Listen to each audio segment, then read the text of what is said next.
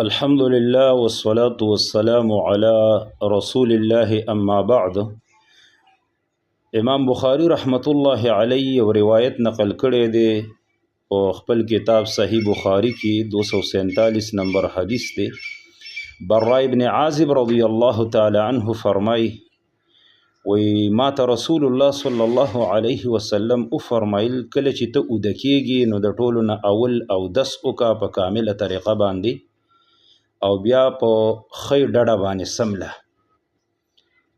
او بیا دا دعا وایا اللهم اسلمت وجهي اليك وفوضت امري اليك والجأت ظهري اليك رغبة ورهبة اليك ولا ملجأ ولا منجأ منك الا اليك اللهم آمنت بكتابك الذي انزلت وبنبيك الذي ارسلته.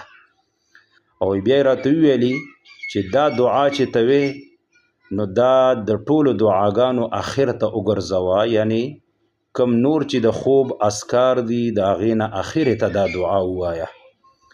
او د دې فایده راته ذکر کړه چې کله ته دا دعا ووایې په اخره کې او بیا ته اوده شي نو که په دغه شپه باندې تاله مرګ رالی او ته وفات شي نو ته به مومن مسلمان د دنیا نه لاړ شي، فطرت د اسلام باندې به وفات شي.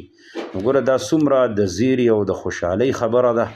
موږ او تاسو نارینه زنانه له پکار دي چې موږ او تاسو اذکار شرعیه یاد کو او بیا خاص کر د خوب سره متعلق چې کومې دعاګانې دي د وده کېدو چې کوم آداب دي او هغه متعلق موږ او تاسو وده کېږو او د راپاسېدلو چې کومې دعاګانې او آداب دي هغه متعلق نو زموږ او ستاسو به دنیا او آخرت الله ښایسته کړي.